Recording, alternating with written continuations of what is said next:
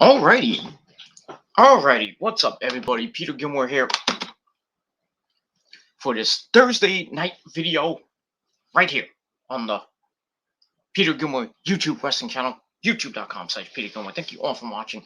Make sure you like the video, hit the subscribe button down below on this channel and all my other channels down below, all four of my channels.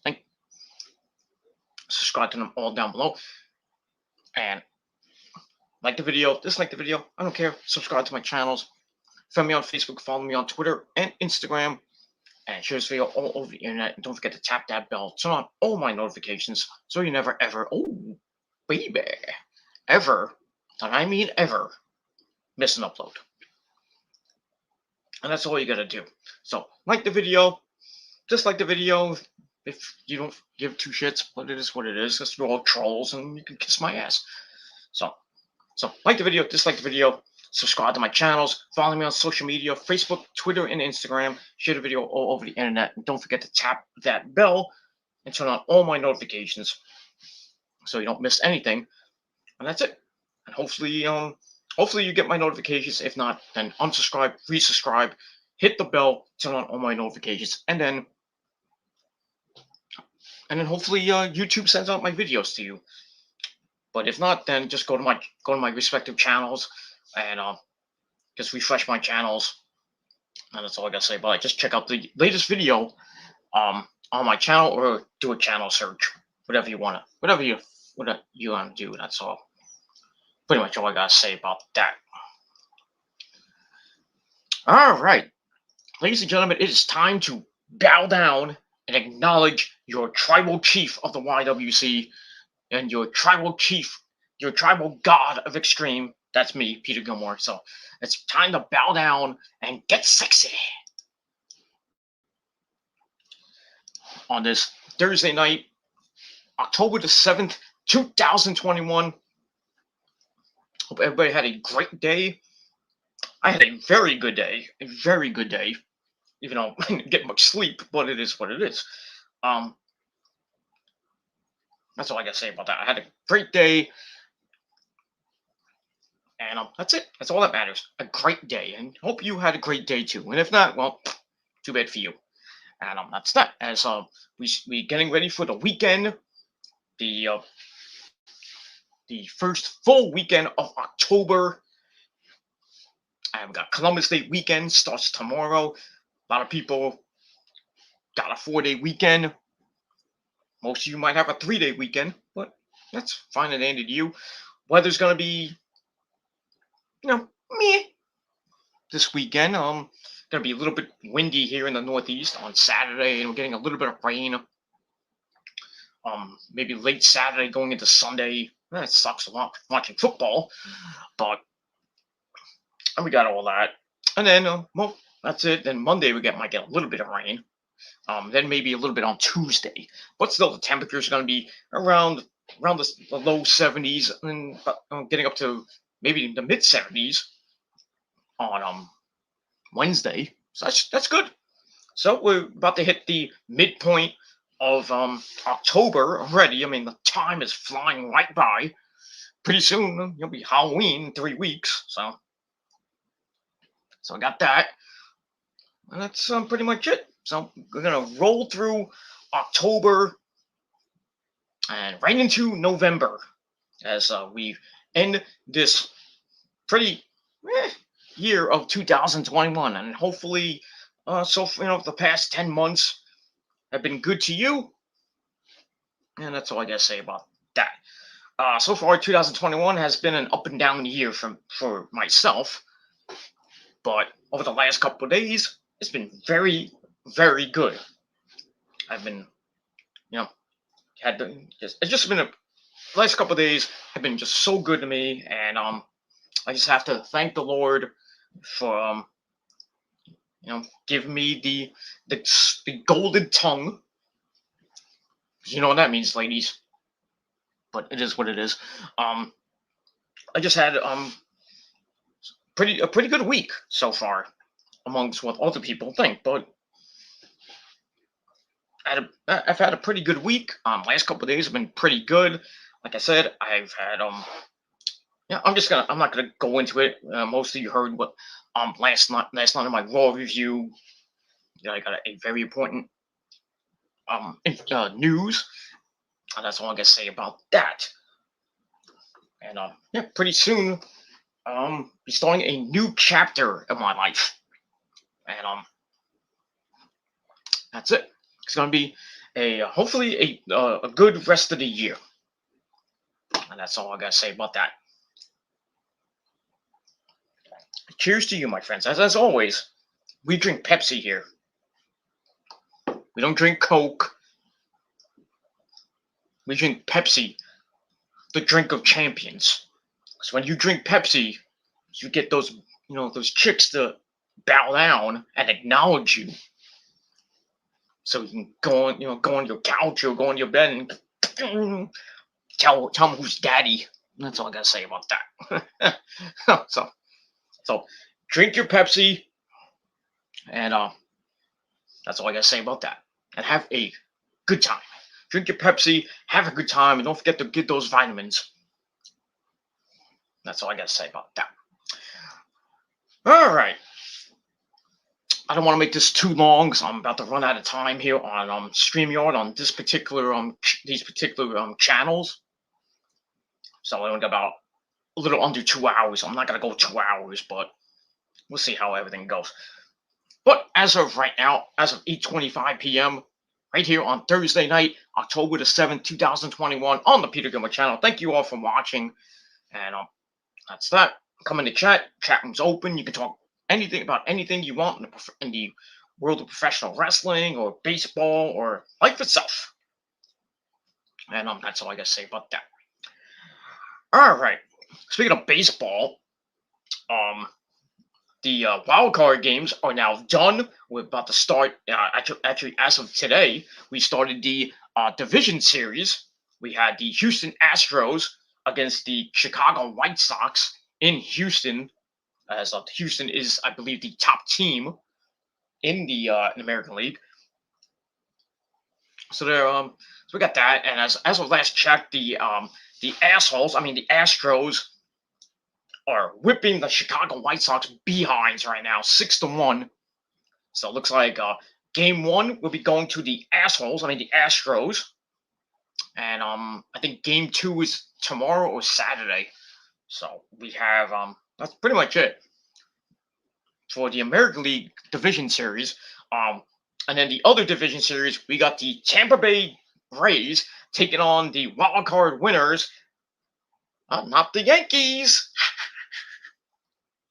Yes, Yankees were Spanish archered out of the playoffs this past Tuesday. What was this? Water's right here. Gotta move that. I don't want to knock over my drink and anything. So, like I said, the New York Yankees went to Boston, faced the Red Sox in the wild card game, and Yankees proceeded to get their behinds waxed by the Red Sox, and they lost 6-2. It is what it is, All these Yankee fans who made fun of the Mets, for the second half collapse. Who's laughing now? Who is laughing now, motherfuckers? You're out. You're playing golf with us right now. So, and once again, Garrett Cole cannot pitch when it counts. And the Yankees just lay an egg when it counts. So, another year that the Yankees are out. And we'll see what happens with Baboon, Mr. Aaron Baboon, and Brian Cashman. As the Yankees might be having some changes coming their way in this offseason. We'll see what happens with Baboon and Cashman. Are they going to stay or are they going to go? I hope they go. But we'll see what happens with that. Maybe some changes within the organization as well as harem. Yeah. Not bugs. I don't have bugs in my house because it is what it is. And yeah. So the Yankees are out. The Mets are out. They fired they fired Luis Rojas. So he's gone, but he's gonna stay in the organization. Just we don't know what he's gonna do. I really don't care. And I said so. The search for the new Mets manager is on the way. A lot of choices. A lot of people are saying. One of them is Carlos Beltran, who should have been the manager this year or 2 years ago. This year, whatever. Got Carlos Beltran, Todd Zeal, former New York Met and current SNY analyst or analyst, whatever you want to call it. A lot of people saying Wally Backman. A lot of people want Wally Backman to be the manager of the Mets, so they can give him that oomph, because he's a snot nosed manager. He'll tell it like it is. And they got some other candidates that they could have, but we'll see what happens. And the Mets, the entire Mets organization is going to be changing. They're going to get a new GM, Zach Scott. Looks like he's about to go, and he's got problems in court, which we don't know when he's going to go back to court for that drunk driving in upstate New York. So we're going to get a new GM. We don't know who it is. We thought it was going to be Theo Epstein. Nope. Not Theo. So sadly, Mr. Boston Red Sox guy himself not coming to New York to take over as the GM or as president of baseball operations. So Sandy Olson's probably going to stay or he's going to go. I hope he goes because he's garbage. He needs to go. So Theo's out. They're talking to Billy Beane from the Athletics. He may or may not talk with Uncle Scott Cohen. Who knows? And the guy from the Brewers. Well, can't talk to him yet because the Brewers are still in the playoffs. They're about to start the National League Division Series with the Atlanta Braves. JD's Braves. So gotta wait till Milwaukee gets knocked out or wins the World Series. But we'll see what happens with all that.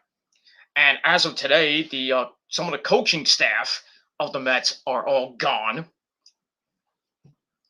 Sadly, what's his name? That old guy that was managing the Mets for a little while Luis Rojas was suspended. What's his name? House.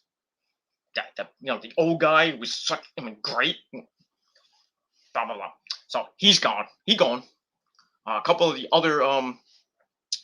other coaches, they're gone. DiSarcina, the third base coach, he gone. But I think they're keeping the hitting coach, though not sure about that yet. And Jeremy Hefner, well, his status is up in the air now. So there's gonna be a lot of changes coming your way, coming the Mets' way between now and February. So that's something to look at, and I'll keep you guys updated with the Mets off season and the Yankees off season. But really, I don't care about the baseball playoffs right now, except for the Red Sox. They're about to play the Tampa Bay Rays tomorrow in Tampa, so we'll see how that goes. And in the National League, last night the Dodgers had a great walk-off win against the St. Louis Cardinals. They won 3-1 in the ninth inning. Got the game-winning home run. So St. Louis, who had a miracle second half. I mean, a great second half. It just came out of nowhere. Won the second wild card. And they faced the Dodgers, who were just a little bit short of the NL West, as the Giants won with 107 wins. The Dodgers had 106 wins. So the Dodgers showed why they got 106 wins, and they're in the they're in the playoffs and everything, blah blah blah, and then they want to repeat. So we'll see what happens with that, as they take on the team they were they've been going back and forth with all season, the San Francisco Giants. And that series is going to begin tomorrow in San Francisco. And we'll see what happens with all that. So the baseball playoffs are set, the division series are set, and we'll see what happens from there and who goes to the championship series, which will probably be late next week. And that's it. That's it. And we got hockey starting in a few days. I think next week is the opener of the 2021 hockey season, the NHL season, as they're going to be on TNT and the USA Network this year. And I think they're going to have the Winter Classic. They got the Stanley Cup on TNT coming next year. And the NBA is going to be starting as well. I think on I think they said October the 19th. Yeah, October the 19th is when the NBA season starts on TNT. So for the rest of the year, it looks like AEW might be preempted going into November and December before they make the change over to TBS on January the 5th. Now, I don't know if that's going to affect Rampage going into the end of the year and going into next year, but they could always change Rampage and put it on Saturday night, put it on Thursday night, put it on Wednesday night. Why not? Going into 2022, I mean, but we'll see what happens with all that. All right, so the sports of the fall, hockey and basketball, about to start. We'll see what happens with the Rangers coming into the season. They already got a big time injury. Ryan Reeves got a really scary injury last night in their exhibition game against the Devils at Madison Square Garden. They won 6-2, but they lost Ryan Reeves for a significant amount of time. It's just a scary, freaky injury. I don't really want to talk about it. So, but we'll see how the Rangers go. Got a new coach, new GM, some new players. Probably it's going to be another rebuilding season. I don't see the Rangers. They might. They're a young team now. They got some veterans, Zibanejad and Perrin and all those guys. And we'll see what happens with that as they start the season next week. And all that. And then on the NBA side, we'll see what the Brooklyn Nets do. If Kyrie Irving even plays because he doesn't want to get vaccinated. So he might not even play this year. So that's going to suck for the Brooklyn Nets. And then the Knicks. We'll see if the Knicks can repeat what they did last year and had a pretty good season, but choked in the playoffs thanks to that guy from Atlanta. I forgot his name, but so we'll see what happens with the Knicks. They look pretty decent so far in exhibition basketball. And we'll see what happens in 12 days as the NBA season starts. So we shall see what happens with that. And the reigning defending NBA champions, I think the Milwaukee Bucks won. So we'll see what happens with the Bucks as they defend their championship. And we'll see what happens with that. All right. Let's get into the. All right, let's get into your. Sorry, I had a thing on the floor I had to pick up. All right, so let's begin with your NXT review. Let's not waste any more time. And that's that. All right, so the ratings came out. I think it was yesterday and today. So NXT this past Tuesday got 622,000 views. Not great, which was down from last week.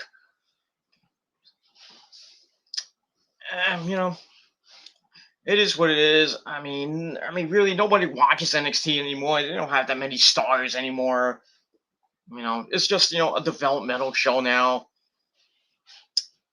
It is what it is, and that's all I got to say about that. And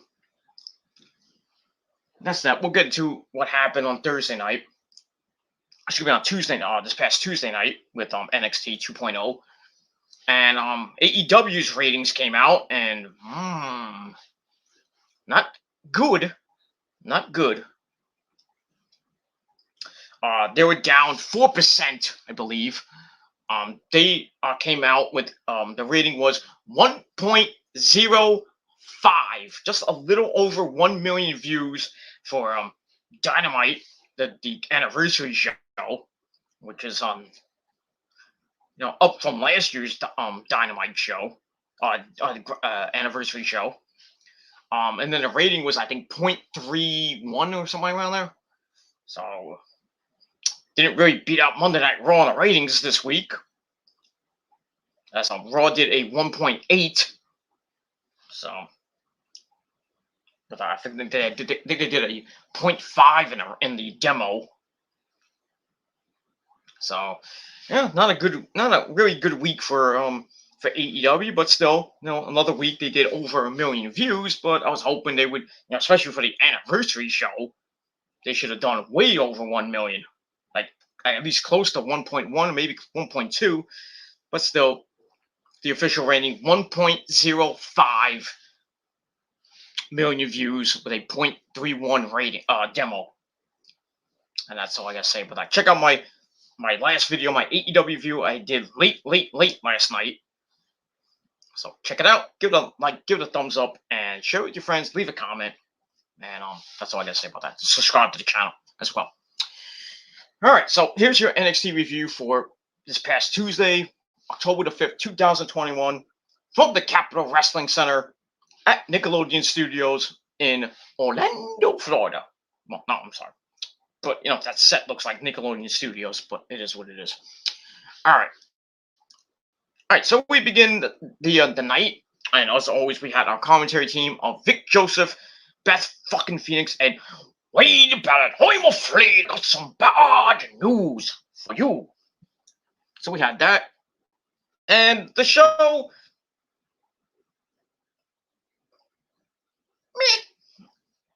it was like this. Not a great show. Basically, the only thing good on the show was the tag team, the Fatal 4-Way tag team title match between MSK, Carmelo, and Trick Williams, taking on Jensen and Briggs, and then they took on the Grizzle Young Veterans in a Fatal 4-Way match. And we had that. We heard from the NXT Women's Champion Raquel Gonzalez on the show, and we had some other things on the show. Let's get into it. Let's not waste any time, because I don't have a lot of time. But that's that.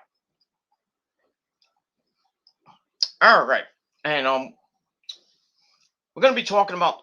After this video, I'm probably gonna go right into another stream after I edit this up and everything. Maybe have some dinner, depending on what time the missus is kind of sleeping. So I'm gonna try to get this video done and hopefully get my next stream done, which I'm gonna talk intensively about the NXT, the WWE draft this year. So hopefully I can get that up after this video. If not, I'll try to get it up after that, after late tonight, or maybe tomorrow.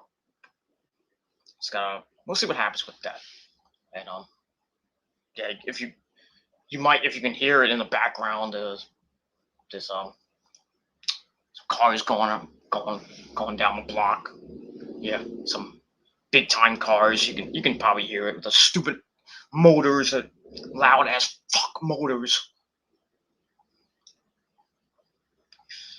I mean, my windows are all closed. No, my window right here, my window near my computer is open because it's kind of hot in here. I want to try to get some air, but it's 67 degrees outside. So in here is like a sauna once again, and there's no heat. I mean, the heat's off. So I just don't understand how the house is so freaking hot.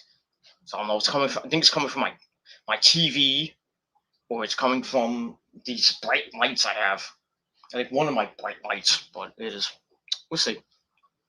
I'm watching the Thursday night football game, the Seattle Seahawks against the LA Rams. We'll see. I hope I picked the Seahawks to win. Because the Rams are 3-1. Seattle is 2-2, tied with the San Francisco 49ers for last place. So Seahawks win, they will be 3-2. They'll be 1.5 games back of the Arizona Cardinals, who are at 4-0. So Seahawks win, they'll be 3-2. The Niners will be a half game back going into their big time matchup this Sunday in Arizona, and looks like Jimmy G will not be playing this week. So Trey Lance gets his first NFL start, and he's getting thrown right into the Lions' den as he's gonna take on that Arizona offense and that defense. I mean, that defense. Oof, sucks to be him. So I'm not expecting much this week from the Niners. I think they're gonna lose in Arizona. Another division game they lose, so they'll probably go 0-2 in the division, which is not good if you want to make the playoffs. But still, it's week 5, and they're gonna be possibly either 3-2 or 2-3, and then they got the bye next Sunday, October the 17th. They got the bye, and then after that, they're back home against the Colts. That game is on Sunday Night Football. And we'll see what happens with that. And I think Jimmy G hopefully will be back in 2 weeks because of his calf injury. So we'll see what happens. So, Kyle Shanahan and the Niners, and they got to go with Trey Lance and hope for the best. But we'll see what happens with that. He looks pretty good from, coming in to the game last week after Jimmy went down. He was gone for like most of the second half. And Trey Lance kind of came in and almost brought the Niners back to win the game against the Seahawks. But special teams stunk. And just the defense is just not good. But giving up 28 goddamn points to a Seahawks team that's not even that good. But it is what it is. All right, so we'll see what happens on Sunday at 4 p.m. I don't think the game is televised because the Giants, the New York Football Giants, are going to be playing against those Cowboys at 4 o'clock. That game is on Fox 5. So if you want to watch the Niners game, you got to either have Red Zone or the Niners app. So I'm going to be doing that, watching the Giants game, and then watching the Niners on my app. So we'll see what happens with that. I'm hot. I mean, this is not even helping me right now. I should be drinking water, but I had the fan on, but I had to turn it off because I was starting to get a little chilly, and it was blowing my paperwork on my desk around, so don't want to do that. So, all right, we'll move on. All right, so we start off this episode of NXT 2.0 with our first match of the night. Ember Moon is Jobber herself, not Jabba the Hutt, but she's a jobber now.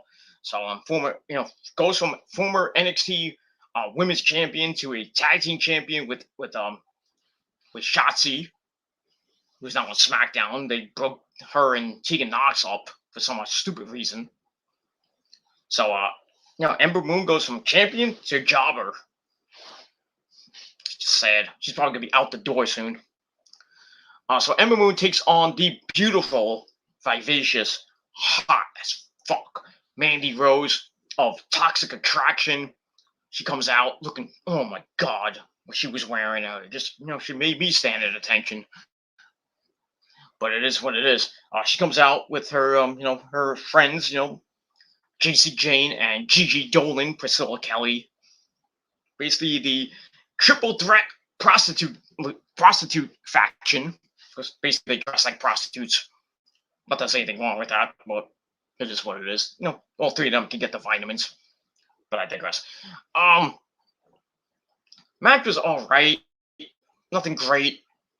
Pretty much, as we've been seeing in NXT 2.0, most of these matches are short, except for maybe the main event. And that's pretty much it. Smash lasted 4.5 minutes.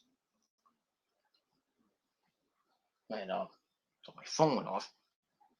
But yeah, I think it did go off, but I'll double check that later. But anyway, actually, let me just check something real quick. Okay. All right, done. I just had to check my phone because just in case I had a call, but from the missus, texting me. She's all like, "Oh, so finish up. I gotta go. I want to watch TV." All right. So anyway, all right. So very very quick match. They went back and forth. Ember at one point took out the entire faction of Toxic Attraction with a suicide dive. Then she powerbombed Mandy on the apron. Ow. But Mandy took over for a little bit after that, and then Ember made a comeback. But she went to the top and hit a code breaker, and then she tried for the Eclipse, and Mandy moved and Ember rolled through. But then Mandy hits that running knee strike of hers in the face of Ember. 1, 2, 3. Mandy Rose gets the win. And that's all I can say about that. So 2.25 out of 5 stars for the match. Like I said, most of these matches are going to be quick and to the point. So if you want to go to the bathroom, you can go, because you'll miss the match and probably the next match too, depending if you have to take a piss or you have to take a mean old shit. So, but still, 4.5 minute match. Mandy gets the win. She's on a roll right now with her group, and she's focusing now on Raquel Gonzalez and possibly going after the NXT Women's Championship. We'll see what happens with all that. So I gave the match 2.25 out of 5 stars, and that's it. All right, then we get a vignette for Legado del Fantasma, Santos Escobar, Joaquin Wilde, Raul Mendoza, and the lovely Elektra Lopez. So basically, the vignette shows them, just show, hypes them up, and then Santos talks about Isaiah Swerve Scott and Hit Row, who got drafted to SmackDown, even though Isaiah has not defended that goddamn North American title in 3 months, and basically saying that SmackDown saved them from getting their butts kicked. So then Santos challenges Swerve for one more match, which I think is next week. Even though Swerve said it's like, oh, you want to come get my belt? Come on Friday Night SmackDown. We'll see what happens with all that. But looks like Santos Escobar is gonna get that North American title back. Was really, what is Swerve gonna do? I mean, Swerve's gonna go back and forth from SmackDown to NXT. I mean, same thing with Top Dollar and Ashanti Adonis and B-Fab. They're gonna go back and forth here. But it looks like Santos is gonna get the North American title for the very first time, and we'll see what he does with it after that. So Legado's gonna get some gold back in their stable, and that's it. All right, so I gave that 2.25 out of 5 stars, and excuse me, we'll move on from there. All right, then we go to match number 2. We had the big man Odyssey Jones. So we had Odyssey Jones take on our good buddy. No, not Adam Cole, baby, but other good buddy. No, not Kevin Steen. The guy from NXT. Our good friend, Eli Drake. And that's not an insult. That, my friends, is a fact of life. Another quick match, 4 minutes. And, Jones uses power, showcasing his power. Eli, basically doing what he does best, acting a fool, being a heel, using some underhanded tactics, blah, blah, Getting to the end, Eli tried to slam the big man, and he failed. And then Ozzy Jones was about to put Eli away, and then Andre Chase, Harlem Bravado comes out, causes a distraction, starts yelling at Ozzy Jones. I guess the feud's been started at the wedding between Dexter and Indy. Blah blah blah blah blah blah blah blah. So they're gonna continue on after what happened last week, and then this week Andre Chase caused a distraction which gave Eli the win on a jumping back neck breaker, and it goes for the pin. Odyssey Jones' leg was near the ropes, but Andre Chase shoved it off the ropes. 1, 2, 3. Our good buddy Eli Drake gets the win. Match was not great, but still 4 goddamn minutes. But this is how NXT is gonna be: quick matches, quick segments, and then a long main event. And that's pretty much it. So you get in, you get out. That's it. Thanks for your 4 minutes of time. All right, so I gave that 2 out of 5 stars, and we'll move on from there. All right, then we go backstage, where we have Mackenzie Mitchell and her guest, our good friend Cameron Grimes, to the moon. And he's laughing. He's like, hey, look at me, I'm Cameron Grimes. So he says he was jealous of the love in the air in NXT lately, with Dexter and Indy getting married, and now Corey Jade and Trey Baxter having a little love angle, a love fest, kissy smoochy, bang bang, sucky your pee kind of thing. And Cameron wants to get in on the action and try to find a lucky lady himself. But then Pete fucking Dunne interrupts for no apparent reason, and he comes out with Ridge Holland, who's going to be on SmackDown pretty soon. So I'm like, wait, Ridge Holland was on NXT on Tuesday? He's not. He doesn't work here anymore. But he's going to probably be there for the next 2 weeks, because the draft is basically the draft is over. He got drafted to SmackDown. Not that he's going to do anything on there. I just think that he should have stayed in NXT. Most of the people that got drafted from NXT, like Xia Li and Hit Row, and especially Ridge Holland, they should have not even been called up. It is what it is. But the draft is garbage. I'll talk about that in a little bit. All right, so Cameron wants to find a lady for himself. Pete Dunne and Ridge Holland come in, and basically they're kind of annoyed with Cameron, and Pete Dunne's like, why don't we have a match later tonight, and I'll show you why I'm the bruiserweight. So Cameron's like, whatever. Then he goes over to some ladies. He's like, hey, are you single? And the girl's like, no. Yeah, so get some love and maybe get his wangs, his $1 million wang sucked. So, because remember, he still is the $1 million champion, even though the title is gone now. There is no $1 million champion right now. They just brought it back for like a month or two, with Ted DiBiase, and then the epic trilogy of Eli Drake and Cameron Grimes, and with Ted DiBiase coming back to bring back the $1 million title for just one, for a takeover or two, and Cameron's going after it. Finally gets the win, gets the belt, and then he gives it right back to Ted DiBiase. What was the point of bringing the belt back then? And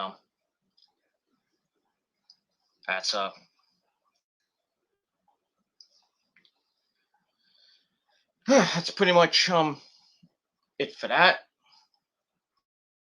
And looks like the Seahawks just scored, or actually intercepted Matthew Stafford as they were in the red zone. Stafford just threw it up and basically tried to throw the ball away, and 1, 2. Did he keep possession of the ball? Looks like he did. So now Seacocks intercepted the ball, and they go back on the field. 1st and 10 at the 25. Let's go in the end zone. All right, so no score in the second quarter already. Already in the second quarter, it's 9 o'clock. This game started at 8:25. No, very quick game so far, and it just started the second quarter. And as Russell Wilson just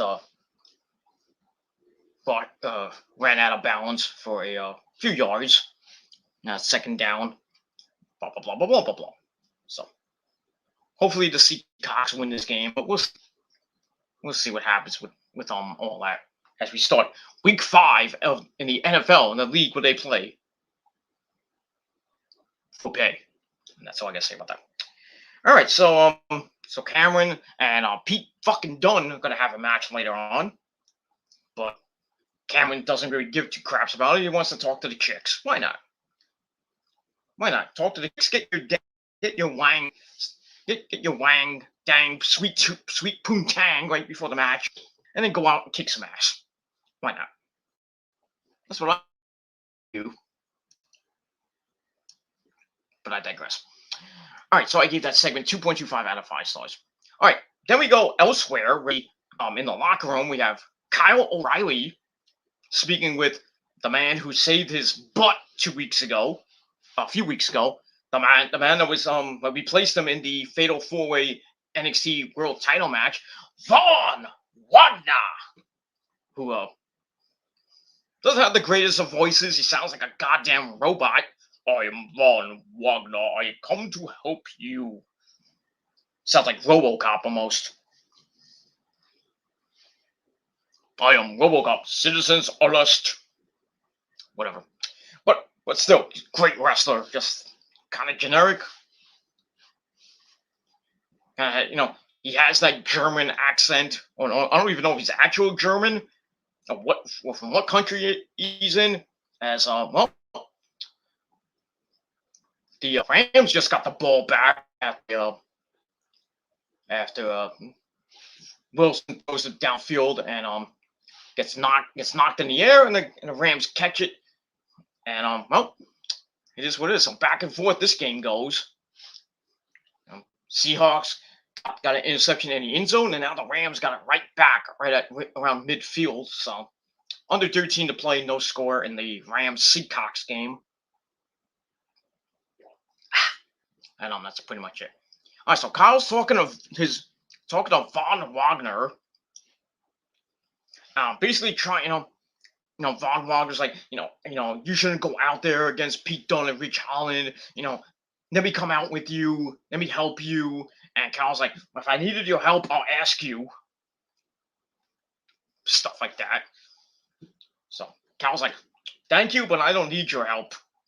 Let me get my ass kicked by Pete Dunne and Ridge Holland. Then you just stay in the back and do, just be Von Wagner. That's it. So we'll see what happens with those two later on and coming up and everything.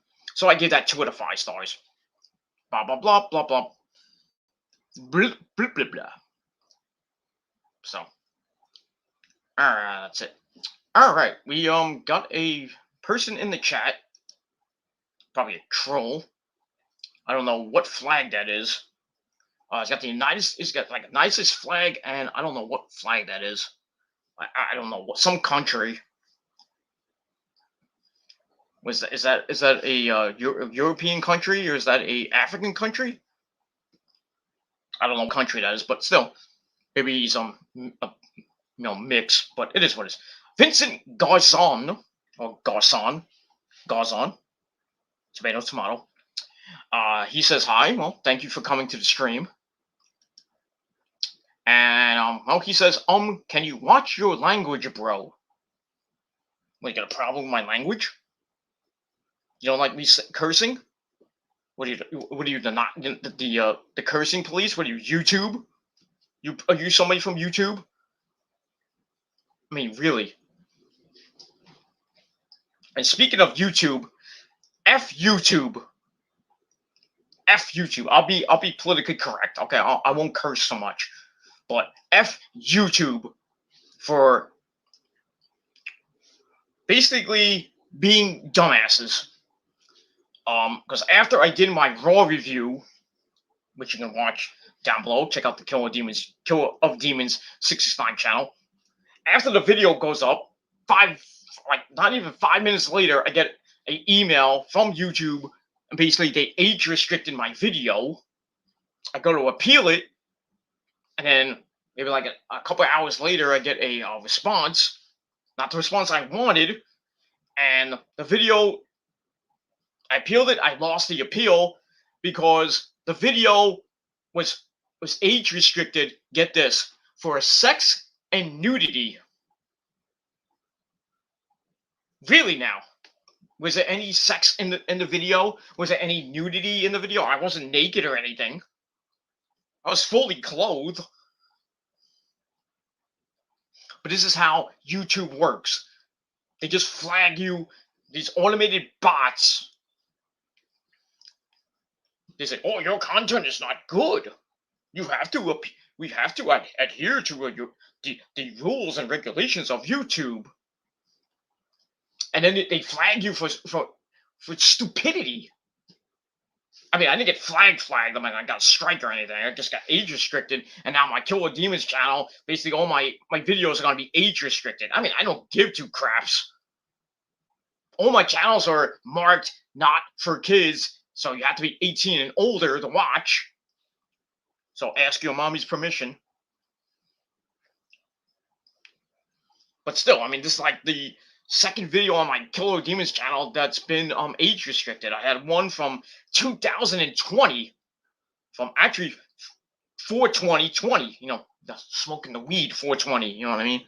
From April the 20th, 2020. Where basically that, I mean, maybe it was just the title. Maybe that's, I mean, it was basically the title. I put Drew dominates again. But they took that as like, oh man, that's that's not right. Or something maybe in the video, I don't know. I mean, I'm a wild man. I don't give two craps. So if YouTube, you don't like me cursing up a storm, then here's to you. Free speech, mother. You know what? Free speech. That's why YouTube needs to go, because they're violating our First Amendment rights to free speech, freedom of expression, and possibly freedom of religion as well. So, but I mean, age restricting me for sex and nudity violations? I mean, really, YouTube, tell me where in the video there was sex and nudity. I mean, I appealed it and I lose. That's why the people that run YouTube, Susan, that fucking you know what? Oh, I cursed. Ooh, that fucking cunt that she is. And the people that run YouTube, this automated system is like Matt Hardy says, broken. It's broken. YouTube is broken. It's been broken for years, and they can't fix this goddamn thing. This goddamn site. It's overrun by freaking mongoloid trolls that love to dox people, and among other things.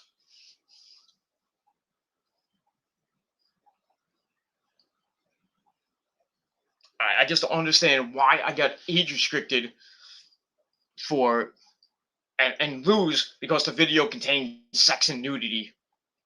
And there's no sex and nudity in the video. I mean, my thumbnail wasn't even worthy of sex and nudity. It was just the draft logo.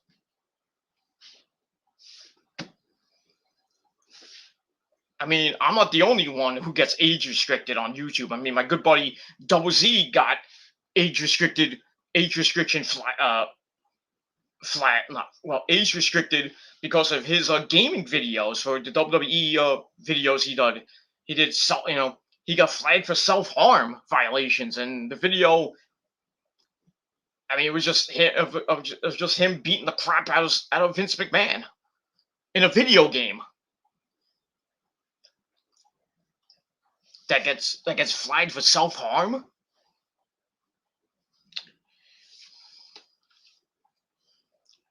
That's what. Why do you think people are leaving YouTube for for Daily Motion or for Tumblr uh or for all these other up and coming streaming sites like BitChute and Rumble or Bumble or whatever it is.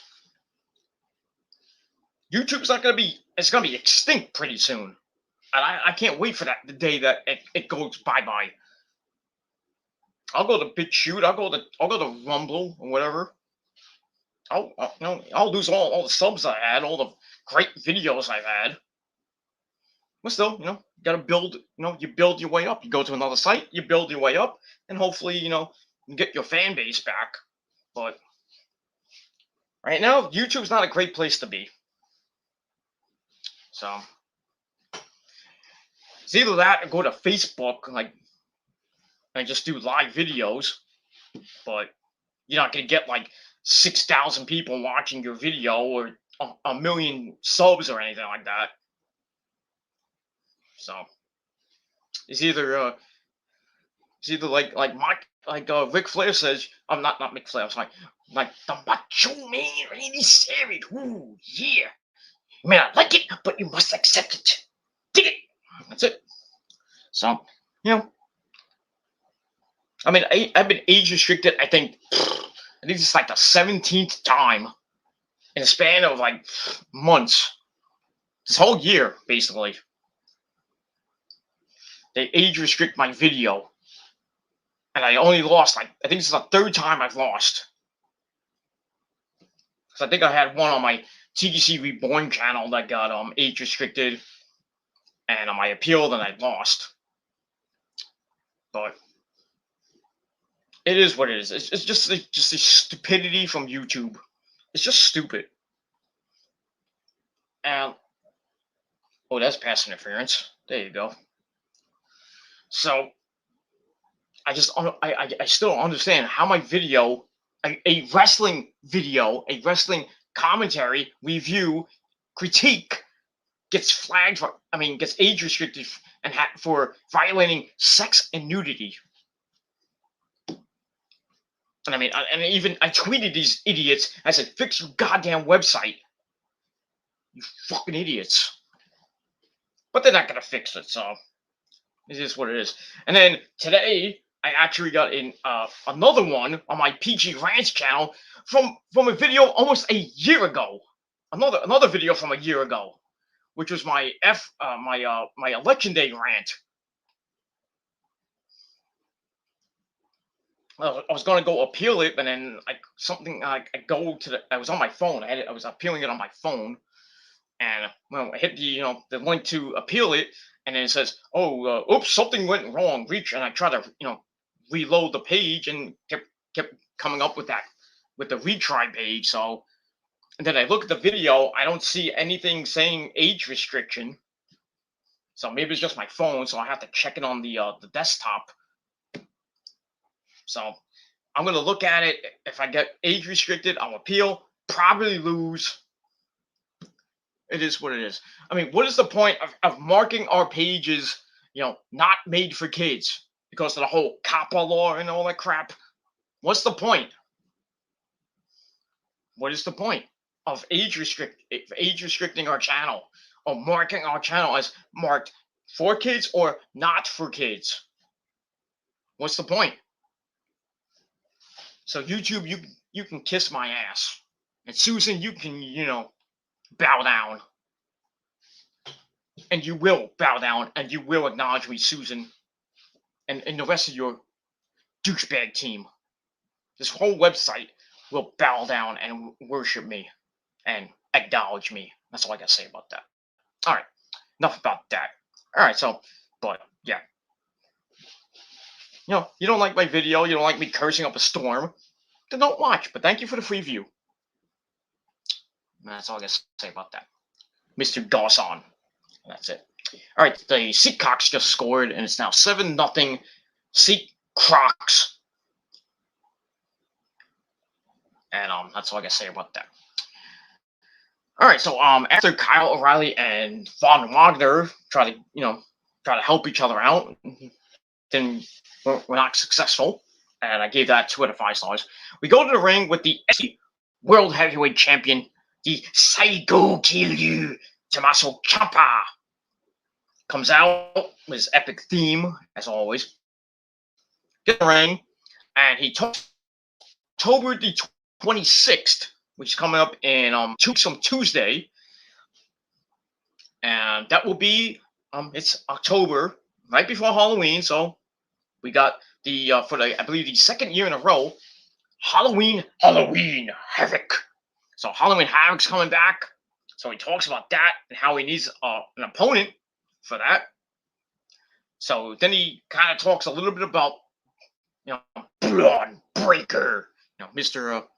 Rick Steiner, Scott Steiner, Rick Steiner's son, and the Uncle Scott Steiner.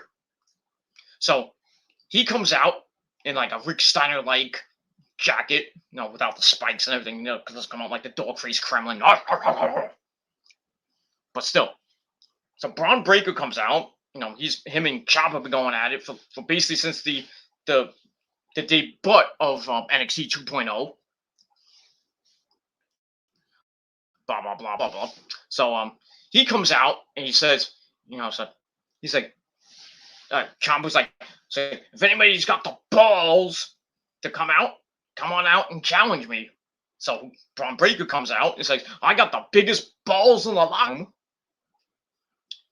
And I'm like, well, I'm challenging you for the NXT World Heavyweight title at Halloween Havoc. So Ciampa's like, damn, this guy just doesn't want to die. Just doesn't want to leave me alone. Like these trolls that don't want to leave me alone. But still. So Ciampa accepts the match. Match is official for Halloween Havoc on October the 26th for the NXT World Heavyweight Championship. It's going to be the Psycho Killer, Tommaso Ciampa, taking on the rookie Braun Breaker. It should be a pretty good match, and that's probably going to be the main event for Halloween Havoc. All right. So yeah, I think they're rushing this whole thing. They're pushing Braun Breaker to the moon a little bit too early, in my opinion. But they got to give Ciampa somebody. I mean,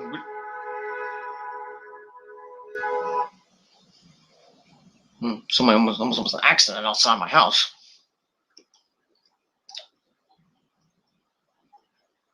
This is what it is. This dumbbells like speed down my freaking block. Morons. Anyway, so the promo was good. I still think Braun Breaker's getting pushed, and this whole feud is being rushed right away. But gotta give Ciampa somebody. I mean, who's gonna fight? Pete Dunne? Kyle O'Reilly he should fight?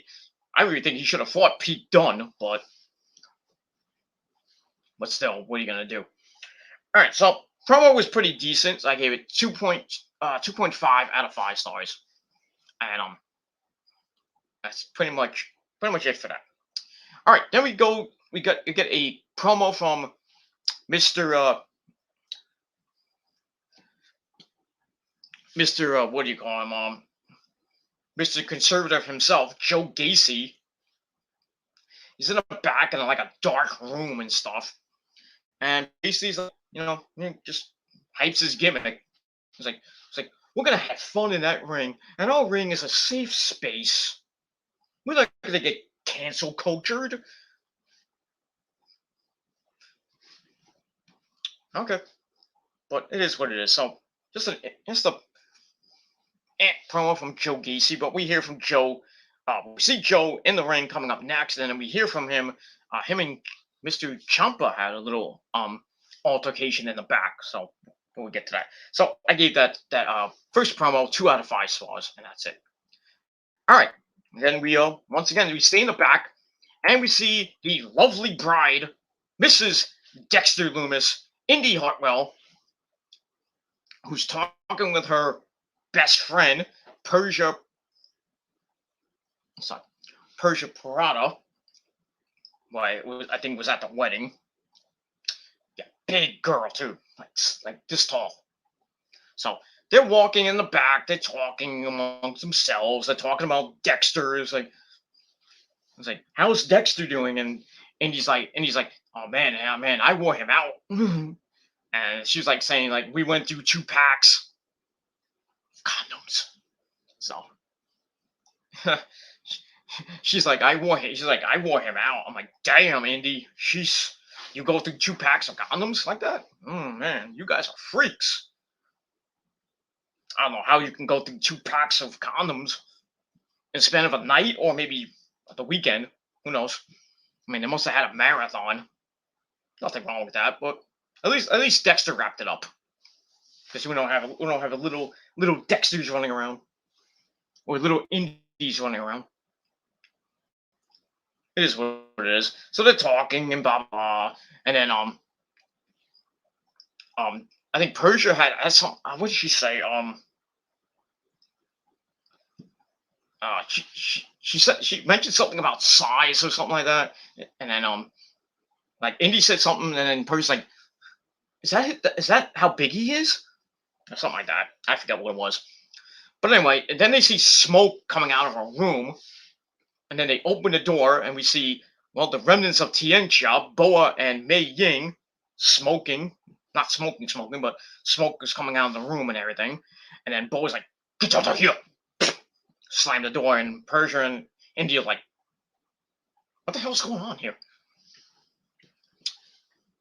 Okay. So, yeah, that was kind of a weird, awkward segment. Talking about condoms and freaky deakiness and this weirdness. So I gave that a weird 2 out of 5 stars. And that's pretty much all I gotta say about that. All right, I gotta finish this up because I'm about to run out of time. All right, then we go back to the Capitol Wrestling Center for our next match. Ikemen Kido, the man who wears his jacket in the ring. Mr. Oh, look at Ikemen Kido, I'm a handsome man. Anyway, he takes on Mr. Conservative, Mr. Inclusivity and Acceptance, Joe Gacy. 3-minute suckfest just to promote Gacy as a heel. So basically, he is a heel. And it is what it is. Anyway, long story short, they go back and forth. Jiro makes a comeback, tries for the Ikemen slash, whatever that is, and Gacy comes off the ropes, hits a handspring clothesline. 1, 2, 3. Joe Gacy gets the win, and I believe he's 2-1 in NXT because he lost that first match to I believe it was who did he lose the first match to? I forget.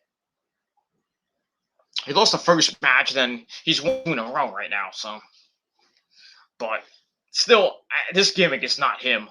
It is not him. He's more of a wild man, as we saw in CCW and partly in 205 Live and doing the tournament, the Cruiserweight tournament. The Cruiserweight tournament. Or not the tournament, not the Cruiserweight tournament. I'm sorry, the Breakout tournament. But this gimmick is, I can't get behind this. I'm trying to give it a chance, but I don't like it. Just like let his hair, let him take down his hair and just let him be what he was in CCW, just a machine. And same thing in Evolve too. Just let him be a freaking machine. This gimmick is this stupid acceptance gimmick. It's like, oh, wrestling is like safe space. Let's get in the ring and let's accept ourselves and stuff like that. Then they fight and then after the match, like, good job, code of honor. Weird. I'm not. I don't like it. I'm like, it is what it is. But there's a bright spot in all this. And by the way, I gave the match 1.5 out of 5 stars. Gacy starts going to the back, and then he's looking at the crowd, and then he sees a guy in the crowd, big bald guy with tattoos, and they zoom in on him. I'm like, is that Lars Sullivan? Nope, not Lars Sullivan, ladies and gentlemen. I thought it was, but on further review, it's Parker Boudreaux, it's known as Harland or whatever his name is. His new name, not Parker Boudreaux. His name is Harlan something. But yeah, so that's his official debut in NXT. So the guy that Eva Marie wanted to manage, remember? Even though Eva Marie wanted to manage Brock Lesnar, but well, if Eva Marie wants to, manage him, why not send that bitch back to NXT? I digress, but this, I think Parker Boudreaux is going to be a machine. He's going to be a monster heel. I'd love to hit for him to get the NXT title or the North American title, but we'll see what happens with that, and we'll move on from there. All right, and then after that, we get a vignette from Duke Hudson, the man that lost in the NXT breakout tournament to Mr. Carmelo Hayes. Basically, he cuts the video is him playing poker with some random guy. He might have cheated. I don't know. He's like, "Oh, I'm about playing poker. I'm about this and that." I'm like, "What the fuck is this about? Playing poker and stuff?" I'm like, "Okay." I mean, I know that they want to highlight some of their stars and everything, all the up and coming stars and everything, like Duke Hudson, Joe Gacy, Braun Breaker, Von Wagner, and now Mei Ying and Boa, blah blah blah, Tommaso Ciampa being the veteran and everything, Kyle still there, Pete Dunne, but just Duke Hudson doing a poker gimmick.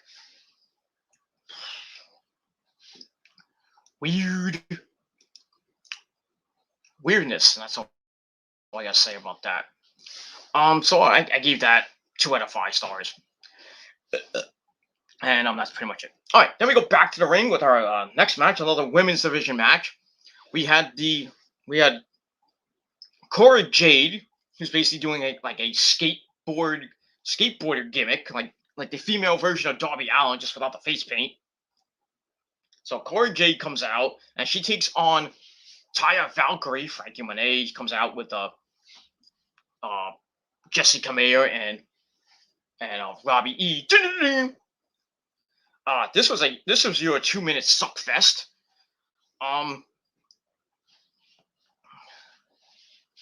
Where we were supposed to be Cora Jade against a enhancement talent jobber named Virginia Ferry, but then Frankie Monet comes out, beats the crap out of her, and then tells the referee, "I'm going to fight her," and the referee's like, "Okay." So Jade is the youngest person on the roster. She's only 20 years old. Damn. So I guess Vince wants to change NXT. He doesn't want these old farts around anymore. So there you go. 20-year-old Cora Jade. And out in a love angle with Trey Baxter, who's like 20 something, I guess too. Blah blah blah. Any event, Taya beats the living crap out of her at the beginning of the match. Trey Baxter, the boyfriend of Cora Jade, he comes down for a closer look, and tries to cheer her on, cheer his girlfriend on. It's like, "Come on, Cora, come on, you can do it." And Taya beats the crap out of her, but in the end, Jade scores a fruit roll up, circa 1925. She wins the match in just over 2 minutes, and then her and Trey like, "Yay! I'm gonna go in the back and suck you." You know what? So yeah, Cora Jade gets a shocking victory over Taya Valkyrie. Whoop-de-da damn you. And I gave that 1.5 out of 5 stars. And that's that. Like I said, quick matches, quick sex until the end. That's it. All right, after that, we go backstage with the grizzled young veterans. They interrupt MSK, who are interviewed by Mackenzie, I think it was Mackenzie Mitchell or the other chick, Samantha Irvin. Who doesn't matter. Both of them are hot and everything, but whatever. Basically, MSK is trying to hype up the Fatal 4-Way match. So the Grizzled Young Veterans, they say that they found another way around facing them in a straight-up match. Basically, Fatal 4-Way because I don't want to face them one-on-one. Because even though the Grizzled Young Veterans will lose anyway. So MSK is like, "Okay, You don't want to face us one-on-one? We're going to have a Fatal 4-Way match, but it's going to be elimination style. And that's that. And then they start brawling, and then the other two teams come in. Jensen and Brace come in, and then Carmelo Hayes and Trick Williams come in. They have a humongous brawl, and then the referees and security have to break it up. That's that. So I gave that 2.5 out of 5 stars. And that's it. Pretty much it for that. And we'll move on from there. All right, then we stay backstage. We see Tommaso Ciampa once again cuts another promo about Braun Breaker and Halloween Havoc, and the NXT title match that was already announced. So he's talking, and Joe Gacy interrupts him and says, like, I didn't appreciate you saying that, you talk about people having balls and everything, talk about title shots,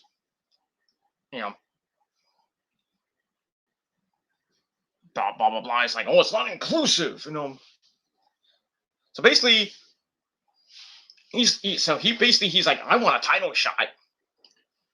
So I got balls too. Why don't I get a title shot? So Ciampa's like, okay, Joe, you want a title shot? You got it. But you have to beat me next week in a non-title match. And if you win, it'll be a triple threat match at Halloween Havoc for the NXT World Heavyweight Championship. So we'll see what happens with that. So I gave that 2.5 out of 5 stars. I'd love for Gacy to get in the match. At least gets a title shot. Is he going to win? Probably not. Probably not, because I think this is Ciampa's first defense of the belt. So they're not going to make him. He's not going to make him win the belt like about a little over a month ago, and then have him lose it a month later. Unless he's going to main roster, which I doubt. But yeah, I think Gacy will get the win somehow by shenanigans next week. But then at Halloween Havoc, Ciampa's gonna somehow get the win and retain the belt as we go into November and then possibly into War Games. And we'll see what happens with that. Like I said, 2.5 out of 5 stars for that, and we'll move on from there. All right. All right. After that, we go back to the ring with our next match, which was made earlier in the night. Pete fucking Dundee, Bruiserweight, taking on our good buddy Cameron Grimes to the moon. And Ridge Holland was at ringside. Match was still short, a little bit longer than the matches we've seen on the evening. Almost a 6-minute match. Basically, these two guys are awesome in the ring. I still don't get why they drafted Ridge Holland and not bring Pete Dunne up with him. I would have loved to see Pete Dunne and Rowan go at it. I would have loved that. Pete Dunne going after the Intercontinental title. I would have gave Pete Dunne the Intercontinental title. Let him whip Shinsuke's ass. I guess they have something in store for Pete Dunne. I don't know.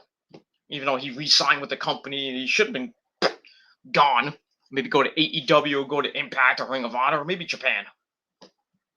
I think he's just getting misused in WWE, even though he's a former before Walter won the NXT UK Championship, he was the longest reigning NXT UK champion at over 500 and some odd days. And then Walter comes in and is like, I am Walter. I beat you for title. I take over. And he held it for 900 days? Which is, I doubt nobody's going to reach that. Even Ilya Dragunov, who just won the belt at NXT TakeOver 36, almost 2 months ago. So he's getting close to 50, 60 days now. So, no, he's got a long way to go.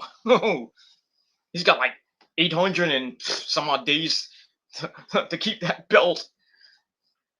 But he probably will. I don't know who he's going to face. I mean, I don't watch NXT UK, so don't really care about the product. So it is what it is. But still, they had a great match. Him and Pete Dunne and Cameron, they go back and forth, back and forth. Dunne starts working on Cameron's hand, the joint manipulation, all stuff. Then he stomps on the hand. Ow! So basically, Pete Dunne whipped Cameron's ass. Cameron comes back with some high impact moves and crossbody included in that. And then Ridge Holland tries to intervene, but then Kyle O'Reilly comes out because they're continuing their little feud, with Von Wagner, added in. So Kyle shows up out of nowhere, beats the crap out of Ridge Holland, which led to a distraction. As Cameron helped out a little bit. He goes for the cave in, but Pete Dunne moved and sent Cameron in the ropes. Cameron comes off the ropes right into the bitter end. 1, 2, 3 in about an almost 6-minute match. So good match, just a stupid freaking ending. They should have just had Kyle just stay in the back. But they have to further this feud that I think Kyle's gonna win anyway because Ridge Holland's gonna go bye-bye anyway. He's already bye-bye. So he's going to SmackDown where him and Pete Dunne should have went. But I just don't understand why they broke up a pretty decent, group of Ridge Holland and Pete freaking Dunne. And then, they had a big time faction, Pete Dunne, Ridge Holland, I think he's from Ireland or something like that. Then they had Oney Lorcan and Danny Burch, the former NXT tag team champions. And then they beat them up, broke up this like group. And now Oney Lorcan and Danny Burch are basically hardly on the show. And then, I think both of them got the crap beat out of them about a week or two ago. Separately, not together, but so it looks like they're going to the jobber line, but it is what it is. That's that. But still, pretty decent match. I gave it a 3 out of 5 stars. Just a really bad ending with Kyle getting involved. And that's that. After the match, Pete Dunne and Ridge Holland beat the crap out of Kyle. And Von Wagner is like, I'm not helping you.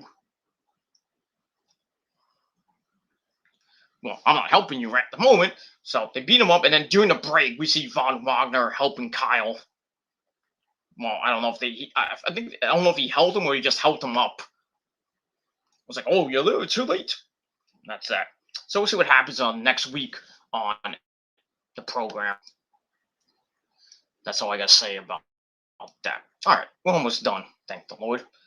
All right, after that, we get a promo from, the newest members of SmackDown. We got Hit Row. And if you don't know, now you know.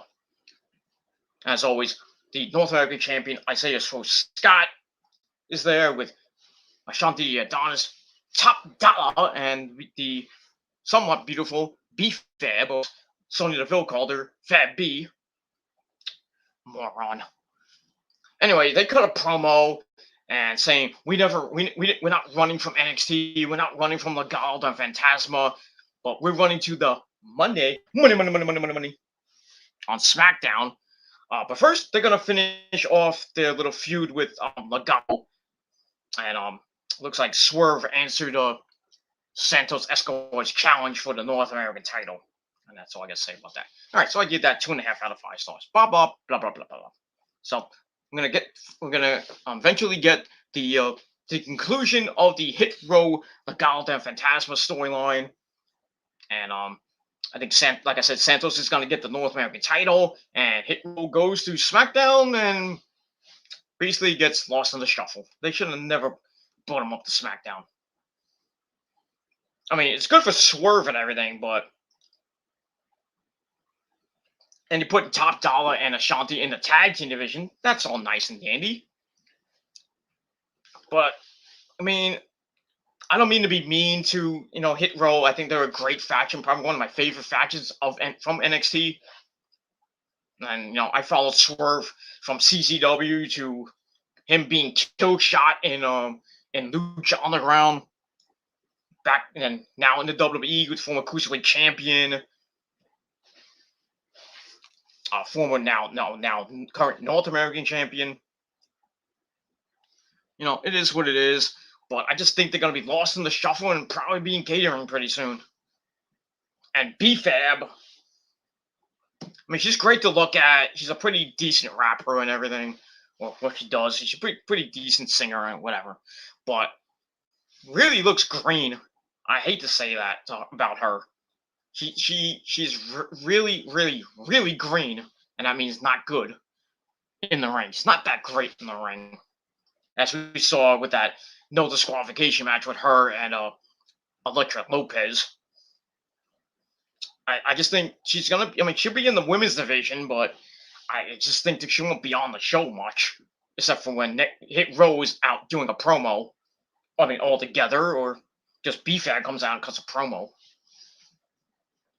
I just don't know what they're gonna do with Hit Row on SmackDown. I don't know. I think, like I said, they shouldn't have never brought him up. They had a good thing going in NXT with this Hit Row Legato saga, and now they say, oh, we're gonna bring up Swerve and Company. We're gonna stop this feud, and we're gonna bring up Hit Row, and then Legato. Santos is probably gonna win. I mean, he's gonna win the North American title, and I would think Legato is gonna be the tag team champions, and then maybe Elektra Lopez probably the one to dethrone Raquel Gonzalez. But we'll see. I don't know. I just don't know what Vince is thinking lately. What he's gonna do with NXT, and this, like I said, the whole draft was just hideous. It was garbage. I didn't like the draft at all.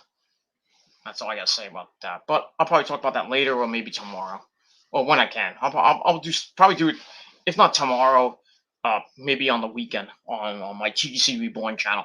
So check it out. That's it. And don't forget to hit that bell, so when I do the video, you get hopefully you get notified of it. And that's that.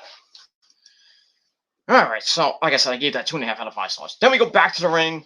We have the debut of the Italian stallion, Tony D'Angelo. Hey, I'm going to have some pizza. Hey, I'm going to have some pizza. Hey, good boys. Hey, whatever. He, he takes on an enhancement talent jobber. Um, so So this was what everybody was waiting for, Tony D'Angelo's debut and everything. Crowd loved this guy. I mean, they are really invested in this guy. He comes out in a tracksuit and basically like an old time, Italian paisan. Hey, we're gonna go make some pizza. Hey, what's up for you? Gonna have some pasta fazool and some chicken parmesan. Hey, Tony Soprano. Whatever. Crowd loves him, like I said. There's some impressive stuff, some takedowns, a couple backbreakers, some good offense. Malik Blade, not to put some hate on him, but he was giving Tony D'Angelo a run for his money. But in the end, D'Angelo came back. He won with a fisherman's neck breaker, like a suplex, and then roll the dice. He has to win at, make a wish now, 4 minutes and 44 seconds. 444. So make a wish. That's it. So yeah, looks like Tony D'Angelo, he had a pretty decent debut. And that's it. So he gets the win. Match gave 3 out of 5 stars. Now we'll see what Tony D'Angelo, the Italian paisan. Hey, you gotta do it for the family, because I'm Italian. I'm full-blooded Italian. So nice to see another Italian gimmick around. Not full-blooded Italian gimmick, like with Nunzio coming back to WWE with Big Sally Graziano or anything like that. God bless Tracy Smothers. May he, God rest your mighty soul, Tracy Smothers. But it is what it is. But they could bring it back, Nunzio, and then bring back Sally Graziano. They could relive the FBI gimmick. The fans will love that. So don't be chanting, "Where's my pizza? Sally ate it." Because Sally Graziano's fat. Son of a bitch, he's fucking fat. He stole my pizza. Speaking of that, I'm gonna have some pizza. I'm gonna have some pizza after this video. Pizza. I'm hungry. It's like almost 10 o'clock at night, so I'll grab myself some late night dinner. probably watch the rest of this football game, and then maybe watch a movie with the missus, and then go to bed. That's it. Don't worry about the weekend. All right, so like I said, Tony D'Angelo gets the win in his debut match, and like I said, 3 out of 5 stars.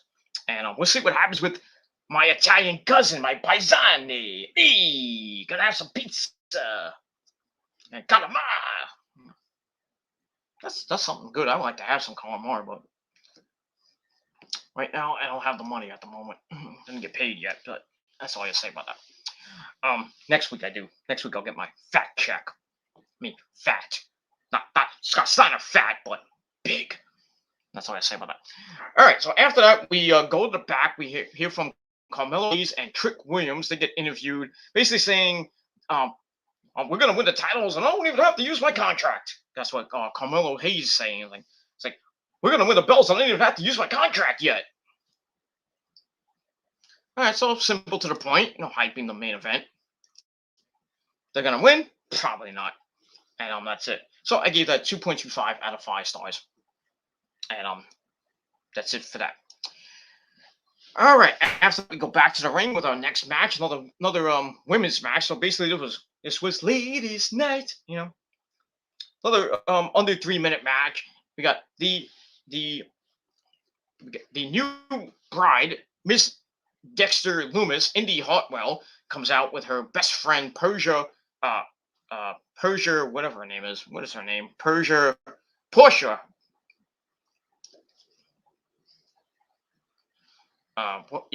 Persia, whatever her name is. I don't care. Her best friend, Persia, and she takes on the remnants of Tianxia. She takes on Mei Ying, and blah blah blah blah blah blah blah blah. Like I said, back ended under 3 minutes, and Indy did what she could, but in the end, basically Mei Ying just she's getting beat up and no sold everything, and then she gets thrown into the ring post. Actually, Indy gets thrown into the ring post, and actually no, I'm sorry, I take that back. Mei Ying loses after she gets thrown into the ring post, and then Indy comes off the ropes with a springboard clothesline, and that's it. So Mei Ying gets her. Yeah, pick my nose. I don't give a shit. So Mei Ying Indy gets the win. Match gave 1.5 out of 5 stars. So basically, by Tianxia, they're gonna repackage them. I thought the whole thing was good. With Xia Li and Boa getting tortured by this unknown, mysterious woman that I think is Karen Q. Just with face paint on now. Blowing smoke in people's. Now they broke them up. Xia Li goes to the main roster. Goes to SmackDown. They get put in catering with BFAB. And that's it. Now Boa and Mei Ying, what's gonna happen with them now? More stupidity from the WWE. That's all I gotta say about that. Stupidity. That's all I gotta say. All right, so like I said, 1.5 out of 5 stars, and that's it. All right, then we go to Lash Legend, who had her talk show last week, just talking about random people on her upcoming talk show. So we see her; she's mentioning some people, blah blah blah blah blah blah blah blah blah blah. It's like, oh, that whole Facebook thing, that was me. I don't know about that. Huh. Would have been funny, but anyway, she talks to random people about her talk show, and then, not to be outdone, Tony D'Angelo, hey, Paisan, he comes up to her and says, I liked your show, but your show, will be even cooler if I was on it. You gotta have stars. I mean, I'm the biggest star here in NXT right now. I'm Italian. You got some Italian, sexiness on the show. So why not? I mean, she could have got me, but nothing wrong with my good buddy Tony D'Angelo. So he's gonna be on the show. He wants to be on the show next week. So she's like, "Yeah, I'll think about it." And then so he leaves, and then she's like, then she tells all these random people, like, I loved him in The Many Saints of New York. What's that? What's that? Tony Soprano. And then she takes credit for shutting down Facebook and Instagram. Like, on Monday. Holy boy, that was bad. That whole Facebook, Instagram thing. 7 hours of torture for a lot of people. We had to run to Twitter.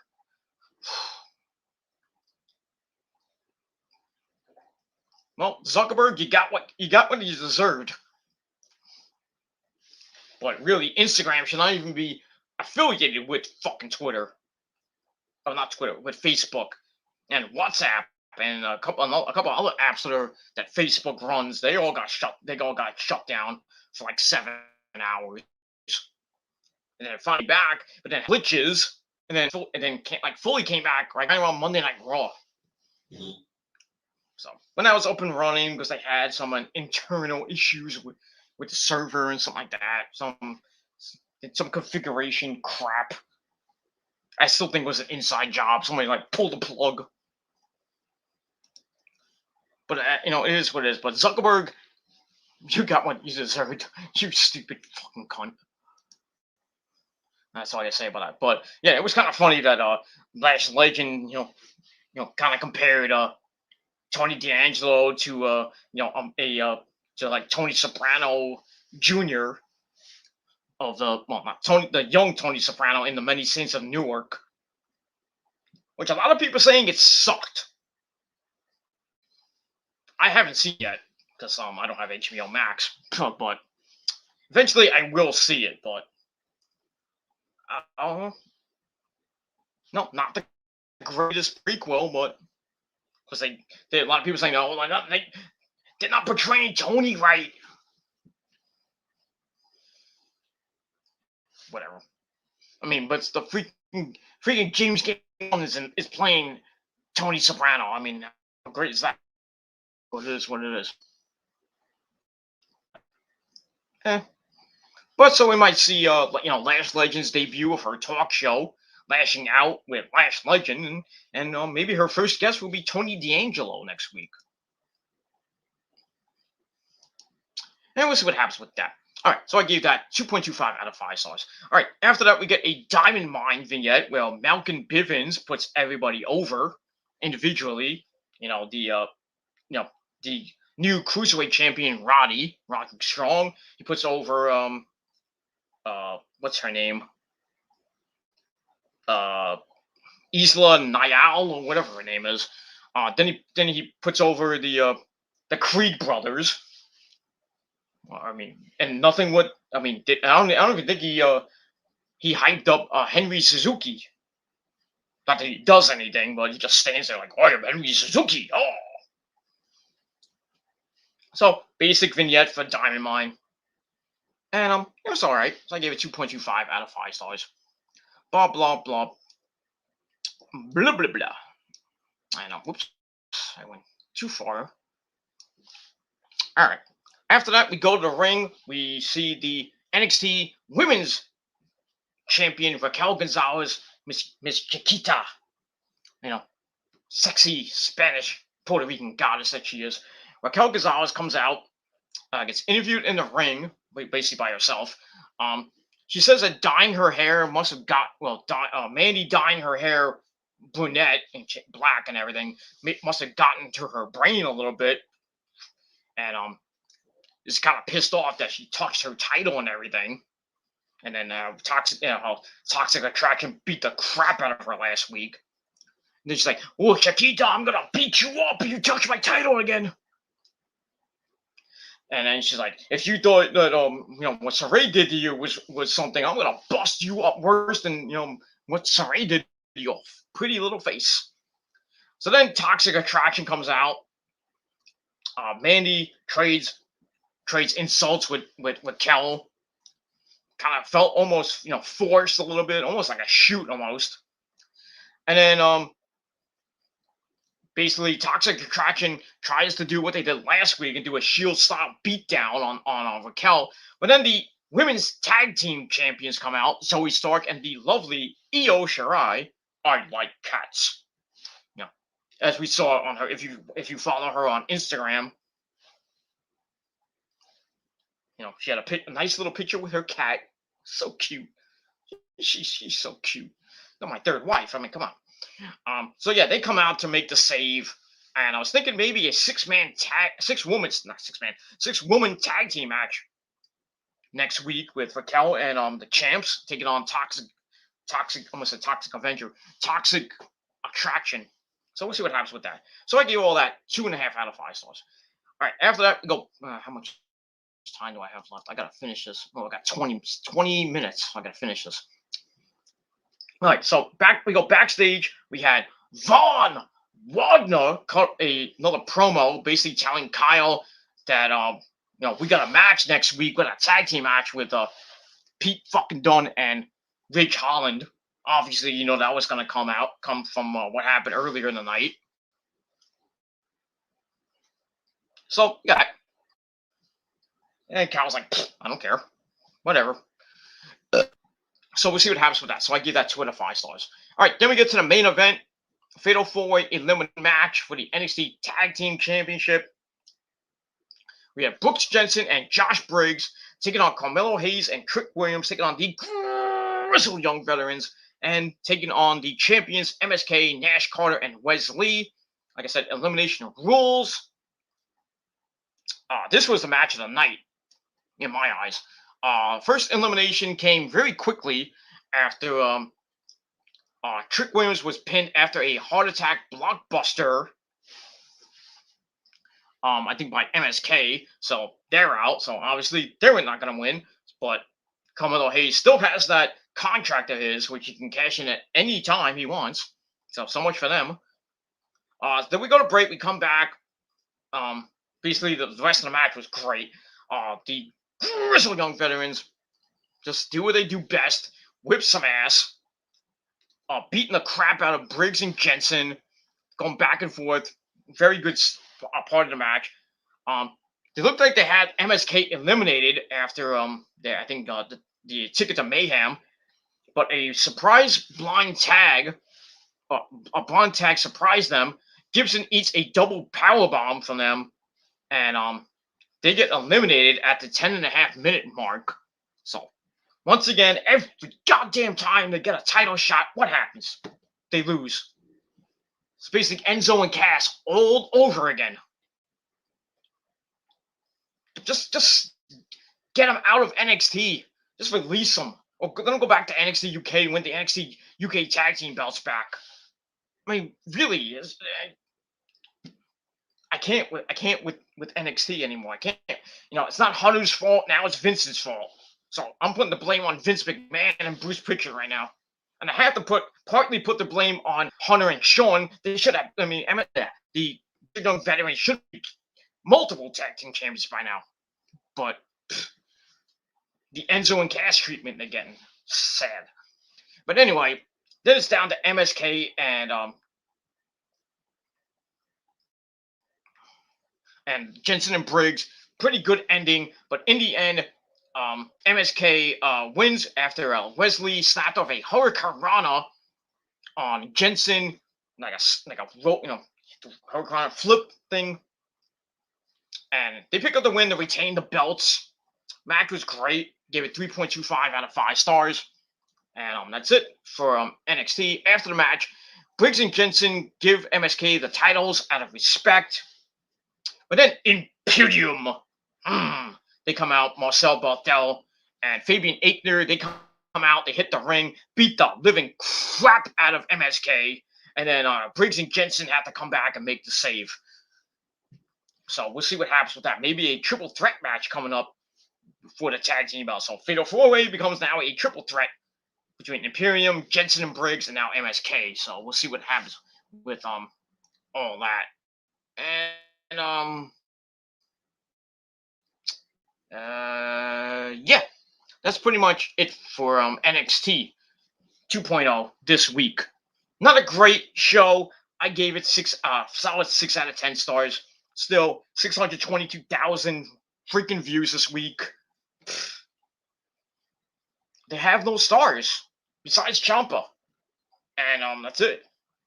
I mean, but they're an up and coming. The it's basically now FFCW now. That's what it is. That's what NXT 2.0 is. Basically a rebranded FCW. Just developmental people that are like 18 to like maybe at most 30 years old, 30, 35 years old. I don't know. Ciampa's like what, 30, 40 years old? Kyle's around in his 30s. I know that. Pete Dunne's around in, I think, his late 20s or 30s. Basically, the veterans, most of the veterans are like in their 20s to close to 40. And that's that's it. But NXT is a developmental brand now. But they're not getting great ratings. I mean, the last couple of weeks they were getting pretty decent ratings, around close to 800,000 views. But now they went back down the crapper. Mm, down from last week, which I think had 700,000, and this week 622,000 for that. And then you look at AEW for Dynamite. The 2-year anniversary show did just a little smidge over 1 million views, 1.05 to be exact. So the show of the week at the moment, ratings wise, is Raw with a 1.8. But we'll see what happens tomorrow night on SmackDown, which is basically the first show after the draft, but not with the full rosters yet. We don't have that until October the 22nd. So we'll see what happens with Roman and Brock Lesnar. Now the Usos on SmackDown, so we'll see the whole thing with Paul E and Roman. It's like maybe Roman's like, "Thank you, Paul, you're saved for now." We'll see what happens with that. And I think Seth Rollins and Edge are going to continue their little feud. Basically the feud and the storyline for their third match at Crown Jewel. Probably have Sasha and Becky and maybe Bianca continue their feud for the triple threat match at Crown Jewel for the SmackDown Women's title. I don't know what happens with Charlotte at this point, if she's going to be on the show or not. I mean, she's already on it. I mean, she's already drafted to SmackDown, so she might actually be on the show. So we'll see. And a whole lot more on SmackDown tomorrow night from San Jose, California, the home of Bayley. Don't give me a hug. So, yeah, Bayley's not going to be on the show or anything. I mean, she's still recovering from her leg injury. And last time we actually saw Bayley, no, not in the ring. I mean, anything with Bayley, she was at the 49ers game last week. Well, not this past week, the week before. At the Green Bay game. I don't think she was there last week with the Seahawks game. But she is from California. She is from San Jose, which is not really that close to Santa Clara, but it is what it is. So SmackDown is going to be in San Jose, California tomorrow night. And then Raw is going to be emanating from San Francisco. So we'll see what happens with what happens on Raw this coming Monday night. And as far as AEW goes, we've got Rampage tomorrow night from Philadelphia. We got Daniel Garcia taking on CM Punk, probably in the main event. And then we got the Lucha Brothers, Rey Fénix and Pentagon Zero Miedo, defending against the Acclaimed, Max Caster and Anthony Bowen.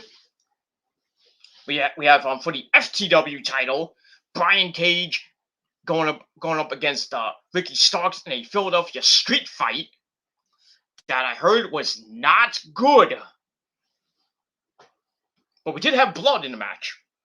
The spoilers are already out, and I'm not going to give them all out. I mean, you just look them up online. But yeah, that match was not that great, and it looks like Brian Cage is going to go out the door. So we talk about maybe AEW losing stars. Maybe somebody jumping ship, maybe from AEW to the WWE. I think Brian Cage is going to be the first person to jump ship, go to AEW, go to WWE, probably go to NXT. Because really, AEW booked him incorrectly.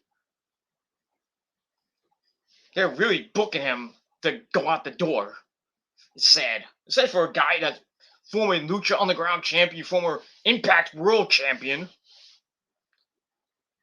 and former FTW champion, that he really didn't need that title. Just put him. You put him with Taz, and then you ruin him basically. And now he's about to go out the door. And that's that. Also on the show we have 4 matches on Rampage, something we don't usually see. We got that bitch Jade Cargill taking on Sky Blue. Go figure that one out. I think you know who wins that. Obviously, jobber match. But that's it. So basically, there's two good matches on the show, but it is what it is. Punk versus Daniel Garcia, which I will give out. The match only lasted about like 10 minutes. Didn't last that long. Punk back to his back to his long tights and everything. Blah blah blah. And then for the tag team titles, we got the Lucha Bros and the Acclaim, which didn't last that long either. I think it was like a 6-minute match. But I think you know who won that. Who cares? Fuck it. I'll give out the spoilers. CM Punk beats Daniel Garcia. The Lucha Bros retain over the Acclaim. Jade Cargill wipes the floor with Sky Blue. And in that Philadelphia street fight for the FTW title, Ricky Starks beat Brian Cage. And Ricky Starks got busted wide open after a chair shot. So at least we get blood, motherfuckers. That's it. But still, it looked like a corny as fuck show. And you really think Punk's gonna get you better ratings on Friday night? They gotta get off Friday night. I'm telling you. Punk's not gonna get you 1 million by himself. I mean, he did for the first episode, but after that, the ratings have gone way down. And I know all the AEW haters and the freaking WWE marks were just laughing up a storm. It's like, oh, how low can they go? Oh, 622. Not 622. What did they get? Yeah, I think they got 622 last week. This week, they might get like 500,000 people watching this goddamn show on Friday night. But we'll see what happens with that tomorrow night at 10 p.m. on TNT. But we'll see what happens with that. I mean, last week the overnight the preliminary rating was 594,000, and then the official rating was 624,000. Boy, not good. And then next week, they go live next week because Dynamite is preempted for hockey the next 2 weeks, and Dynamite's coming on Saturday night from Orlando and Miami next 2 weeks. So at least we get live Rampage, which they should be doing, not taped. Because that's what happens. You tape the show, you get the spoilers and everything. Nobody wants to watch. But it is what it is. So we'll see what happens tomorrow on Rampage. I already gave the spoilers out. And that's all I got to say about that. And SmackDown tomorrow night. And that's it. Yeah, that's it. All right. So, got a deep ball by Matthew Stafford and the Rams. They're marching down the field. 7-3 Seahawks in the third quarter. 9 minutes left. So, yeah, a deep ball. Called at the 38-yard line of the Seahawks. And I think they're down close to the red zone right now. And Stafford took a shot. But the guy caught it. And they're at the 12-yard line right now. The Rams right now. 8:45 left, and we'll see what happens with all that. In the next few minutes, and that's pretty much it. All right, thank you all for watching this video. I got to finish this up because I got like 6 minutes left, so I'm gonna finish this up. Thank you all for watching. Once again, 6 out of 10 stars for a pretty meh NXT. And like I said, 622,000 views this week. AEW got 1.05 million for the Dynamite 2-year anniversary show. Even though they had the whole entire show was great. the first match with the Super Elite against Bryan Danielson and company, that was epic. And then the end with the Joker being Hangman Adam Page doing some cowboy shit, winning the Casino Ladder match, and now gets a future title shot against a good buddy Kenny Omega, which will probably be at Full Gear 3, November the 13th in Minnesota. But we'll see what happens with that. Tomorrow night, we'll probably have some segments involving all that crap. And then next Saturday night on Dynamite, we'll see what happens with all that. The fallout from the anniversary show. So we'll see what happens with that. So next week, like I said, we got Raw, NXT, no Dynamite. Then we got Thursday night, which is basically nothing unless you want to watch Impact. And then you got next week's Friday Night SmackDown, next week's live Rampage from Miami, which should be hopefully a better show than this week. And then you got next Saturday night live from Miami, Dynamite. And then the same thing the week after that, which coincides with Crown Jewel on October 21st. So you got a full week of action, Monday, Tuesday, nothing on Wednesday, sadly. Then Thursday is Crown Jewel, Friday is SmackDown with the new rosters and everything. So that's going to be a big show for SmackDown on the 22nd. Then you got Rampage, another live Rampage from Orlando, Florida.